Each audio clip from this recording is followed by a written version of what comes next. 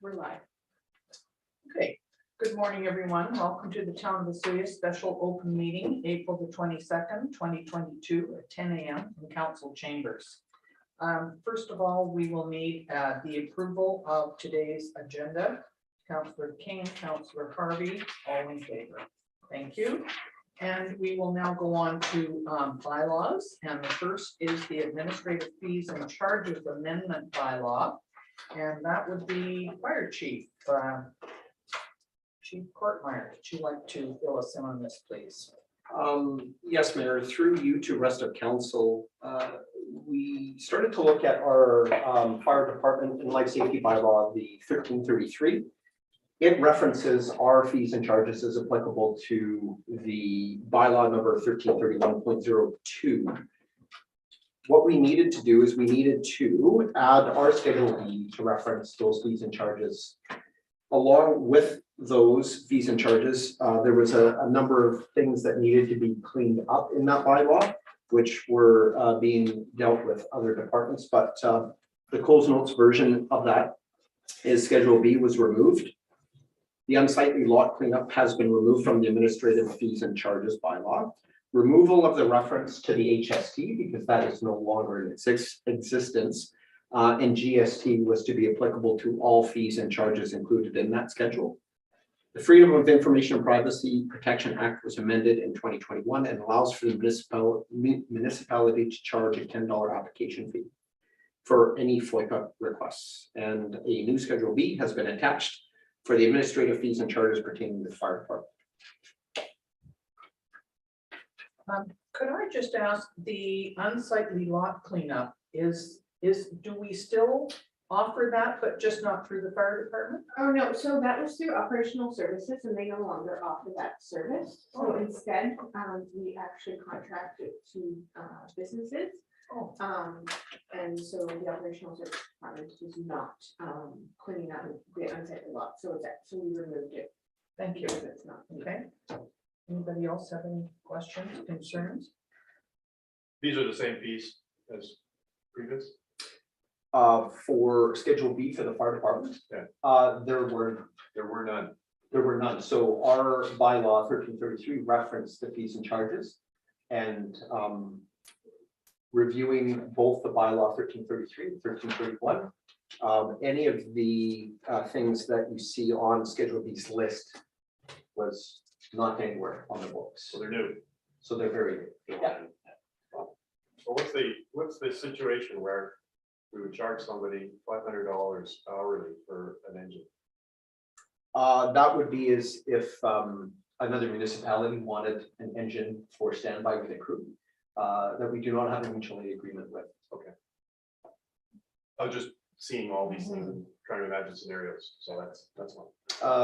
They film a movie, Yeah, no, I see the movie one. That makes sense. Die Hard 8, and we would go out and supply them with their vehicles at an hourly rate.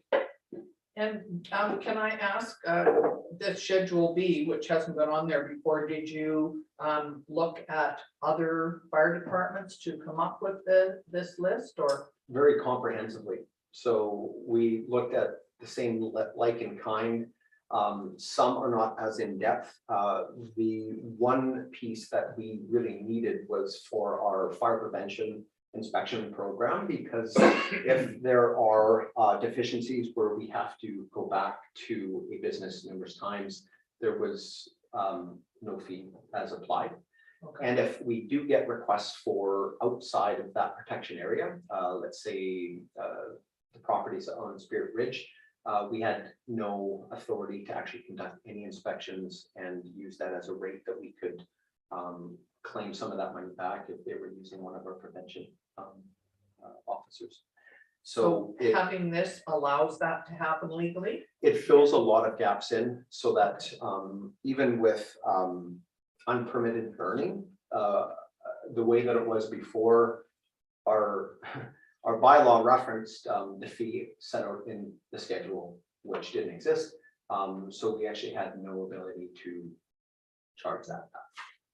And that also includes, you know, if our equipment's contaminated by hazardous materials, for example, that we were not aware of, there would be no power or authority for us to claim that back Okay.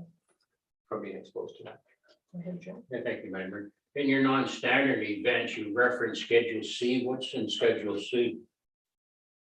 Personnel and equipment charges calculated at the rates and set out in Schedule C, which was, I do believe. Schedule C. Oh, past year, that's what just curious. What is Schedule C? Or maybe you should say it's a different schedule. Where do you see this? It's under the non-standard events. Events halfway down. Oh, It actually was to reference the, Oh, you know what? I think Schedule C, and that could just be something that will make a change. Schedule C was what initially you were going to, your Schedule B was gonna be. Which I thought maybe it should be a B. Because instead of a technically, C. yeah, technically Schedule B, B was the operational services. oh, that's right. Fees for Okay. their equipment. So it's referencing this. Yeah, so schedule we'll itself. just change that to a B. To- it should be- And then we removed Schedule B, which is the operational services fleet, and then referenced the BC Blue Book, because those rates change all the time. So yes, I'm assuming that that should actually just be Schedule B. Yes. Will make sense. So we'll make that change, council. so if we pass this, does it, it would Amendment. include the amendment? Yes. Can we do that? Yes. Okay, thank you. So, Yeah, what would you I'll like? move it now. You'd like to move that the fees, administrative fees and charges amendment bylaw be read at first as amended? Yes. Okay, so it's an amended bylaw already, but we're gonna amend it one more time. Okay, a first, second, and a third time. Is that correct? Yeah. Counselor King? Yes. Oh, Counselor Rhodes, go ahead.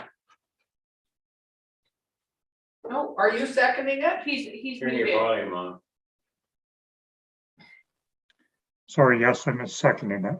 Okay, thank you very much. Did you have any questions or concerns? None at all. Oh, okay, good. So it's been moved and seconded that we approve, be read first, second, and third time, all in favor. Thank you very much. Thank you, Chief. And we will now go on to the financial plan amendment bylaw. Mr. Zackel. Thank you, Member Cordova. So this is financial plan amendment bylaw 1376.01/2022. And recommendations to give first readings to 5-year financial plan bylaw 1376.01/2022. Background, section 165(2) of the community charter states financial plan may be amended by bylaw at any time. Financial plan must set up proposed expenditures by the municipality, proposed revenue sources, and proposed transfers between funds. The information must set out for each of the 5 years covered in the financial plan. The act requires certain particulars must be included, however, the amount of detail is a matter for local determination.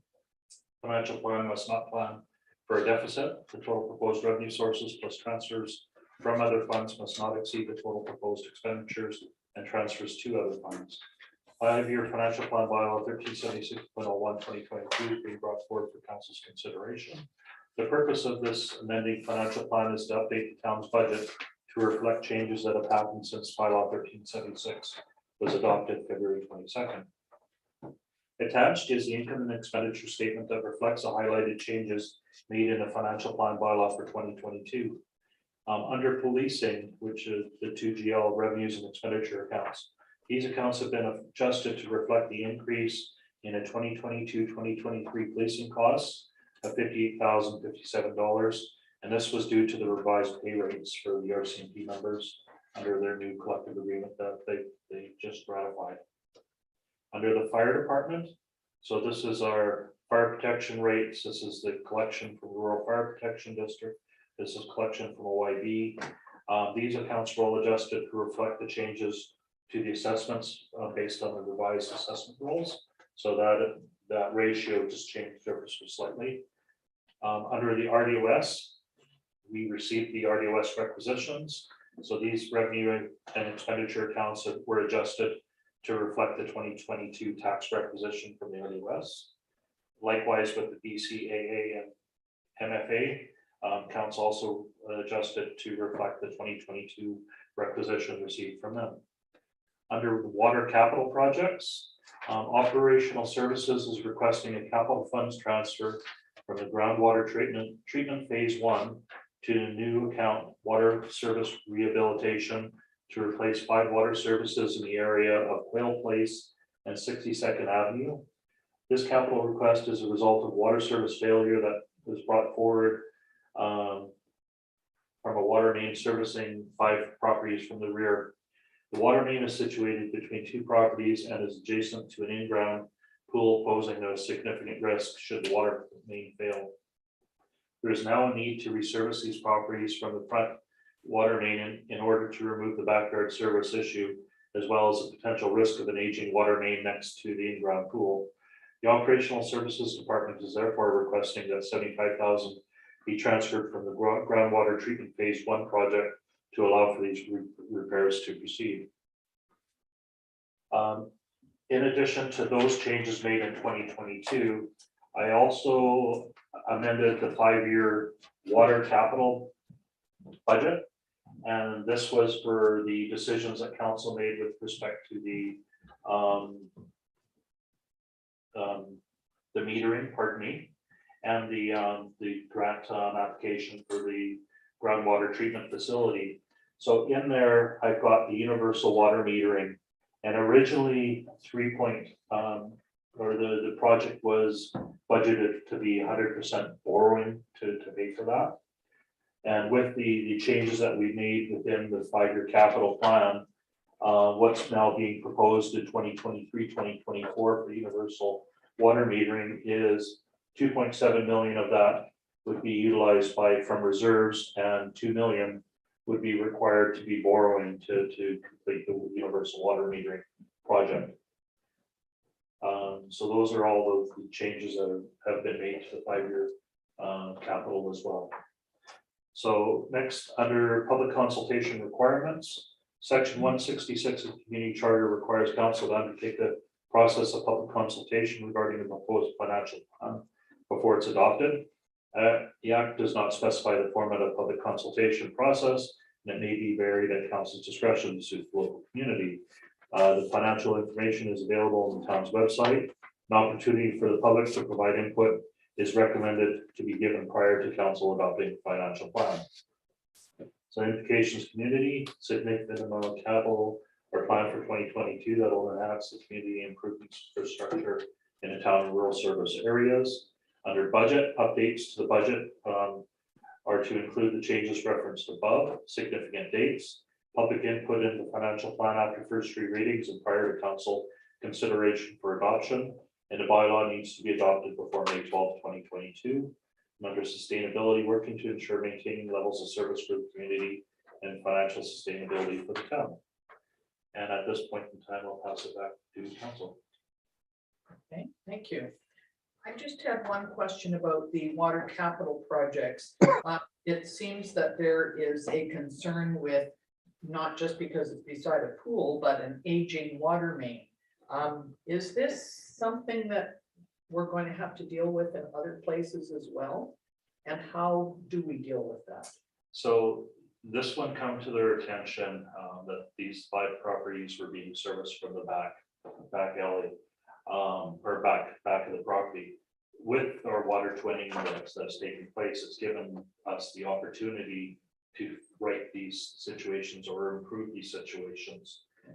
So it came to operational services attention that this was close to an underground pool, and what Jared felt is at this point in time, he had enough money in his water capital project to be able to request council to transfer some of those existing funds to make this happen.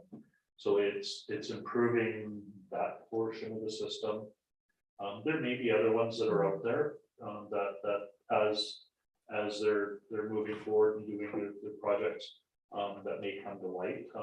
Most of them are improved as developments take place. Yes. You'll see a number of those services upgraded this situation. So this one was more, it came, or the opportunity came because of the water twinning. Okay, thank you. Go ahead, Councilor Bennett. Thank you, Mayor McCartney. Jim, does that mean that property is within the town or is this part of the 20 project? No, these properties are actually inside town boundaries. So. you know, But it's just because of the 20 at the time going through the town. Yeah, so it's a line that they're now able to tie into that. Makes sense. Okay, council, what, are you okay with, giving a first, second, and third reading to the financial plan amendment bylaw? Councilor King, Councilor Harvey? Okay, all in favor? Thank you very much. All right, and next is the Assoyas tax rates bylaw. 1378/2022. So before I speak to this, I will be putting an advertisement into the paper for the next 2 weeks regarding the financial plan. With that, we will also be notifying the public that the opportunity to speak to the financial plan amendment will be given prior to council's consideration of adoption. So that'll be a process that we'll deal with at the May 10th council meeting. Okay.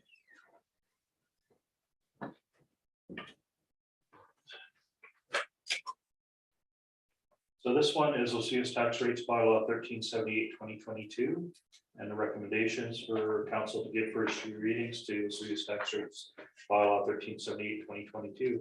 The 2022 Osceola tax rates bylaw is in line with the 5-year financial plan and includes a 4.5% increase to municipal property taxes, which is an increase of $120,716 in tax-based revenue, plus new construction tax dollars of $22,253. In addition, the business multiple has been changed from 1.6 to 1.9 times. The 2022 property tax owners saw a significant increase in their assessed values, with the average single-family residential property increasing more on average. The provincial multiple is also recommended at 2.45 times for the business classification. These numbers have been discussed thoroughly with council and are included in the 5-year financial plan. The budget for municipal portion of tax requisitions are municipal taxes, $2,825,545, policing, $1,147,000, general debt, $30,500, fire protection, $533,414, and fire hall debt, $175,137. The town of Osceola is also responsible for collecting and remitting taxes for other taxing authorities and include the following: school, and this is a 2021 number, was $4,018,639. Hospital, $522,623. RDOS, $912,447. Okanagan Regional Library, $271,014. BC Assessment Authority, $99,939. And Municipal Finance Authority, $537. So the impact to an average assessed value, you'll notice, is an overall increase of 4.29% from 2021. The property tax rates must be adopted by May 12th, 2022, as per section 197(1) of the Community Charter. Implications for community, continued operation and enhancement of the municipality budget. Osceola tax rates bylaw is in line with the 5-year financial plan. Significant dates: bylaw needs to be adopted before May 12th, 2022. Sustainability: establishing the tax rates bylaw is updated to ensure funds are available for financial sustainability for the town. And at this point in time, I'll pass it back to council for consideration of first read readings. Thank you very much. Go ahead, Yeah, Councilor thank King. you, Madam Mayor. I got a question. In your opening statement, you say an increase of 4.5, and then down below you say 4.29.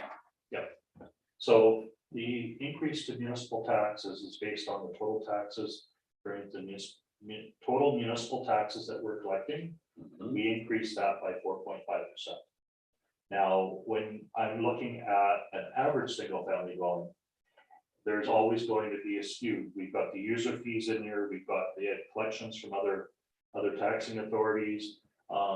So we factored in those increases into the increases, and it shows an average single family resident paying 4.29%. So it's good, it's going to be out.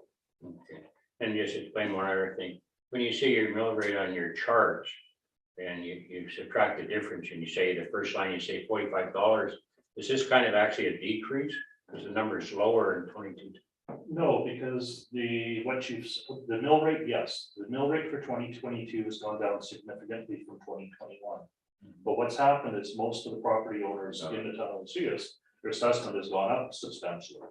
So that's where it's a calculation to come up with that pot of money that we're collecting.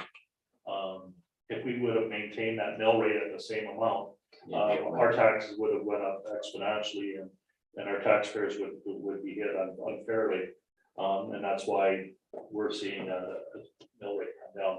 That's also why we had to factor in the change in the business multiple from 1.6 to 1.9 times, was because of the disparity of the increase in residential assessments and the not so high of an increase to the business aspect of it. We needed to balance that increase, so it was trying to affect all classifications the same. One other question then, back to your open state, when you say the provincial multiple is 2.45, is that on residential, commercial, or both? That would be on business. Thank you. Anybody else have any other questions? Okay. Would anybody like to make a motion that the city's tax rates bylaw be read a first, second, and third time? Go ahead, Councilor Rhodes. You're mute. Are you Councillor moving that? Rhodes. He's not Right here. there, We can't hear you. Sorry again, so moved. Thank you very much. Is there a seconder? Thank you, Councilor Harvey. No other questions? I'll call the question. All in favor? Thank you very much. And so the next item that we have is the museum parcel tax amendment bylaw. Mr. Zacco. Thank you, Madam Recorder. So this one here, Museum Parcel Tax Amendment Bylaw 1300.07/2022. Recommendation will be to give first three readings to Museum Parcel Tax Amendment Bylaw 1300.07/2022. In 2011, the Regional District of Okanagan Snoqualmie adopted the Osiris Museum Service Establishment Bylaw 2553 for the electoral area A in town of Osiris, which received elector assent on the 5th of June 2011. Referendum in 2011 stated that the annual cost would be allocated as a flat charge to all taxable properties in the electoral area A and town of Osiris. This bylaw was established to enable the purchase of the museum property located at 8702 Main Street.